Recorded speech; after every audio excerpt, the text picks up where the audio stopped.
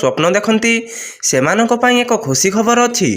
କେନ୍ଦ୍ର ସରକାରଙ୍କ ଯୋଜନା ପ୍ରଧାନମନ୍ତ୍ରୀ ଆବାସ ଯୋଜନା ଅନୁଯାୟୀ ଗରିବଙ୍କ ପାଇଁ ଗୃହ ନିର୍ମାଣ କରାଯାଉଛି। ପ୍ରଧାନମନ୍ତ୍ରୀ ଆବାସ ଯୋଜନା ମୁଖ୍ୟମନ୍ତ୍ରୀ ଗ୍ରାମୀଣ ଆବାସ ଯୋଜନା ଅଧୀନରେ ମଧ୍ୟ ସମାନ ଅଫର ଦିଆଯାଉଛି, ଯେଉଁଥିରେ ରାଜ୍ୟ ସରକାର ଗରିବ ଲୋକଙ୍କୁ 50 ବର୍ଗ ଫୁଟ ଓ 100 ବର୍ଗ ଫୁଟ ମାଗଣା ପ୍ଲଟ ଯୋଗାଇ ଦେବା ପାଇଁ ଏକ ପ୍ରସ୍ତାବ ଆଣିଛନ୍ତି।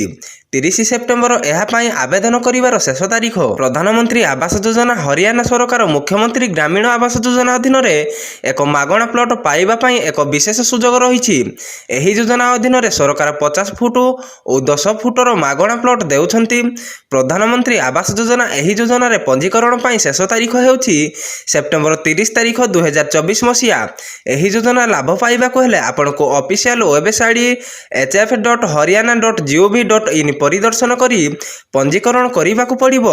ଏହା ବ୍ୟତୀତ ଦିଆଯାଇଥିବା ଜମିର ଘର ନିର୍ମାଣ ପାଇଁ 6 ଲକ୍ଷ ଟଙ୍କା ପର୍ଯ୍ୟନ୍ତ ଋଣ ମଧ୍ୟ ଦିଆଯାଉଛି। ପ୍ରଧାନମନ୍ତ୍ରୀ ଆବାସ ଯୋଜନା ଗ୍ରାମୀଣ ଗୃହ ଯୋଜନା ସମ୍ପ୍ରସାରଣ ପୋର୍ଟାଲ 13 ଅଗଷ୍ଟ 2024ରେ ଏକ କାର୍ଯ୍ୟକ୍ରମରେ ହରିୟାଣା ମୁଖ୍ୟମନ୍ତ୍ରୀ ନାୟବ ସିଂ ସୈନୀଙ୍କ ଦ୍ୱାରା ଆରମ୍ଭ କରାଯାଇଥିଲା। ଏହି ଯୋଜନାର ଲାଭ ପାଇବା ପାଇଁ କେତେକ ସର୍ତ୍ତ ମଧ୍ୟ ଲାଗୁ କରାଯାଇଛି, ଯେଉଁଥିରେ ପ୍ରଥମ ସର୍ତ୍ତ ହେଉଛି ହିତାଧିକାରୀ ହିଁ ହରିୟାଣା ବାସିନ୍ଦା ହୋଇଥିବେ। ଏଥିରେ ହରିୟାଣାର ସେହି ଲୋକମାନେ ଆବେଦନ କରିପାରିବେ ଯେଉଁମାନେ ଆର୍ଥିକ ଦୃଷ୍ଟିରୁ ଦୁର୍ବଳ ଏବଂ କୁଚା ଘରେ ରହୁଥିବେ। ଗ୍ରାମ୍ୟ ଉନ୍ନୟନ ଯୋଜନାରେ ମଧ୍ୟ ନିଜକୁ ପଞ୍ଜୀକୃତ କରିପାରିବେ। ଯଦି ଆପଣ ନିଜେ ଏହା କରିପାରିବେ ନାହିଁ, ତେବେ ଆପଣଙ୍କ ନିକଟସ୍ଥ ସେବା କେନ୍ଦ୍ରକୁ ଯାଇ ଆବେଦନ କରିପାରିବେ।